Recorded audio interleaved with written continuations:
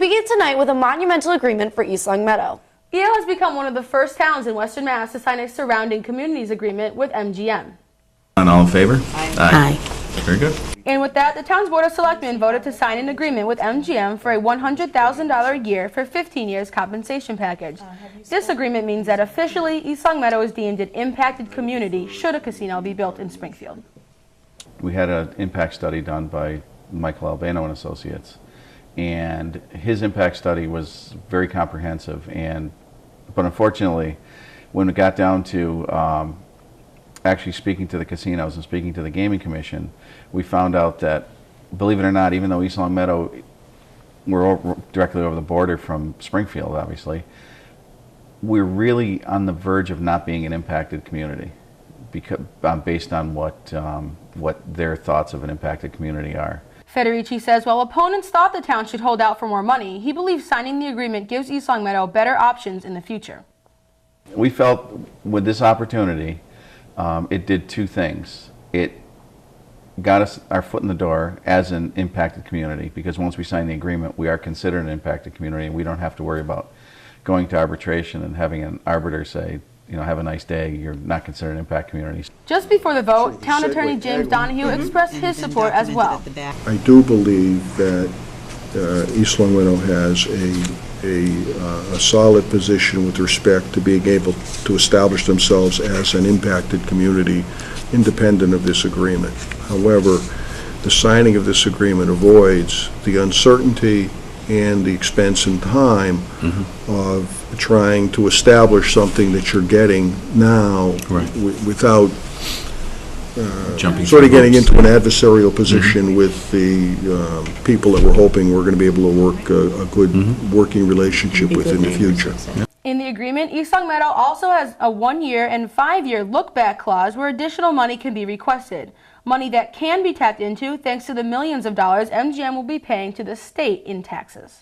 We will first go to the state before we go back to MGM, and MGM, obviously already having paid this money into the state, will assist us in going after this state funding, because it's in their best interest to have us get the money that they've already paid to the state instead of going back to them, you know, for additional funds. Moving forward, Federici says the signed agreement puts East Longmeadow in a good position. Now we sit with this agreement signed, so we'll be getting the money, and we also sit with Mike Albano's and Associates proposal, which we're going to use in conjunction with other information as a benchmark. So going forward, because they did a tremendous amount of research on the schools, housing, traffic, everything else, so we're going to use that in conjunction with actually keeping track of certain things in town for the next, well, from now till the casino opens and then onward, so we can see if there's any changes in various aspects of the town. So if we do have to go back for any mitigating, you know, damages, we'll have ammunition in our gun, so to speak. A new report is just back on the possible impact a casino would have on traffic in East Longmeadow and surrounding communities. The Pioneer Valley Planning Commission launched an independent study on possible traffic problems a casino may pose to neighboring cities and towns. MGM also commissioned its own traffic impact study. Both reports were released last week, and the results may surprise you. One of the groups figured on a 6% increase in traffic. The other group figured on a 5.6% increase in traffic, and these were both independent studies, so they were both basically right on as far as what they thought. It would be like 80 additional cars. Neither 5.6% or 6% is an amount that's considered anything that will adversely affect the town. Both studies were done independently, and with a 0.4% difference in the outcome, Federici says it's likely a fair indication of what traffic issues East Longmeadow may face. Now on to the East Longmeadow Police Department and a warning to local small businesses. Police say thieves are targeting offices in town by posing as customers, then grabbing money before anyone knows what hit them. Local offices, be on the lookout. East Longmeadow Police Department Sergeant Manley tells us that criminals have been targeting insurance, doctors, and dentist offices lately. The police department wanted to share with the small business community here in town, the business owners, the people that have doctor offices and small little shops. There has been a couple instances recently, where perpetrators have come into town and gone to either a doctor office or a small business, and they go in, Perfect example was an insurance company just a few days ago, and they distract the receptionist. Manley explained that distraction ploys like asking to use the bathroom or getting a drink of water are key components in this type of crime. And they are also looking for access to rooms where there might be like a break room or something. So they go down the hall, or they go beyond the counter area, and they start looking around. In a break room, they'll see a purse and take it, or in the case of the insurance company, they saw a zip bag, a bank bag, one of those little zip bags, and they took the bag. Well, they got lucky because it was over $3,000 in the bag. With these crimes, office employees usually don't notice anything has gone amiss until the end of the day, making it very difficult to pinpoint criminals. What happens is people who intend to steal for a living are going to find a weak link. They're going to find something that they can take advantage of, and they will. So you have to be vigilant. You have to be careful. Lastly, Manley advises residents, well, if you see somebody that's in an area where they don't belong, the first thing you should do is question them. Can I help you? And offer assistance and find out what it is they're doing there. And if you need, as police, if you think something's amiss, don't be afraid to call the police. the DPW Snow Plows are back in action. Last weekend and this week, we've seen our first measurable amounts of snow. The DPW hit the roads before the flakes even hit the ground. Well, we have 30 employees that range from using backhoes and loaders, bobcats, dump trucks, and pickup trucks. We're fortunate to have a great group of employees. They're very dedicated to their work. A lot of folks might not know that we take care of the schools, sidewalks. When we go out, we have when we go out with our sanders, we have 5 sanders that go out in the beginning of a storm. And on their list, it's separated into 5 groups: mains, hills, and curves, which we hit first before we get into the flat secondaries. We go in and we treat the schools and take care of that so that there's a salt foundation there. So as the snow comes down later and we go into plow, we can scrape right down to the blacktop. And all the storms are different. You know, it makes a big difference if you're getting freezing rain, sleet, and all that. It's very difficult to keep up with. But we've had a great deal of success, I think, and most of that goes to the employees.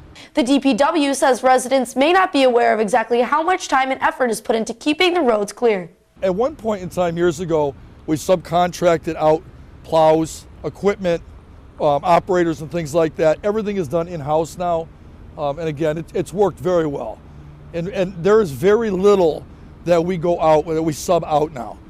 The DPW is asking all residents to let the plows do their work by keeping cars in driveways and garages during storms. And if you find yourself behind a snowplow, drivers are asked to keep a good distance behind and to be patient with plow drivers who are doing their jobs. The first few storms, everybody still drives 40 miles an hour. You know, it takes a little while, a couple of scares before people slow down. But generally, when we're plowing the streets, side streets, we have to back in and out of the main roads. People come up too close behind you and you can't see them in your rearview mirrors. They get right into a blind spot. And I don't know if the residents really know what we're trying to do. And they really need to just stay back a bit and see what we're doing while we're cleaning up the intersections. I guess that would be the biggest thing. So when inclement weather hits, how does the school superintendent decide to close, delay, or keep the doors open? As ELCAT found out, it takes a lot of input to make what sometimes is a tough decision. East Longmeadow Superintendent Gordon Smith says making that decision is in part a group effort. On days of bad weather, he says his day begins at about 4 a.m. It's an early morning process most of the time. So it's somewhere around 4:15 a.m. I will start contacting or looking at email anyway. Sometimes 4:15 might be too early to connect with either some of our DPW personnel, or police department's always open, so I can call them and start to talk with superintendents around the area. But basically the process is that if we get any kind of early warning, I would start talking with our DPW contacts now and just ask what are they seeing in their forecasts, what are their thoughts, what are their plans in terms of having sanders and salters ready, and when crews might be coming in. And if we get that early warning, then they really can outline a plan, which is fantastic. I can't say enough about our DPW. They do an exceptional job. We try to get as much information as we possibly can and then make the best decision with safety being our first priority. Smith jokes that he's not always the most popular guy in town when it comes to making the call too close or not too close. So in those rare occasions where we may be in a situation that, the roads are well treated and safe for travel, and let's say it's schools are right on that edge of whether it's a 2-hour delay or a cancellation.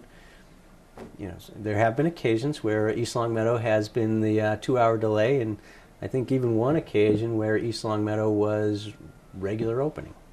And I think they were good decisions, and they were based on the information that we had and the exceptional work that our DPW does.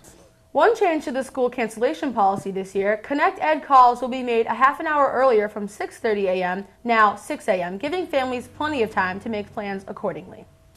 During the winter season and the holidays, East Longmeadow's food bank is looking for help. And it's not too late to drop off a donation. The town's food bank is located at the Senior Center. Council on Aging Director Carolyn Brennan says many people don't know it exists and aren't aware of the need in town. Well, I think there's a misconception that something like a food pantry isn't needed in East Longmeadow, and it's probably one of our fastest and biggest growing programs that we do here at the Council on Aging. There's also a misconception that we only serve seniors here, but the food pantry is for anybody who lives in East Longmeadow who may be struggling with some financial difficulties, a recent job loss. So they are able to come here, and because of the generosity from the community, we have a food pantry that we've developed a process here so that they can come and get that food. While the shelves aren't bare, Brennan says they still do need lots of help from the community to keep up with the demand. The shelves, we've recently been having some donations, but really from about August until mid-January, our shelves do stay very low. So we're always dependent on those drives that local organizations and the schools have done. So we really can never say that we're fully stocked up. Brennan says anyone can stop by at any time to make a donation.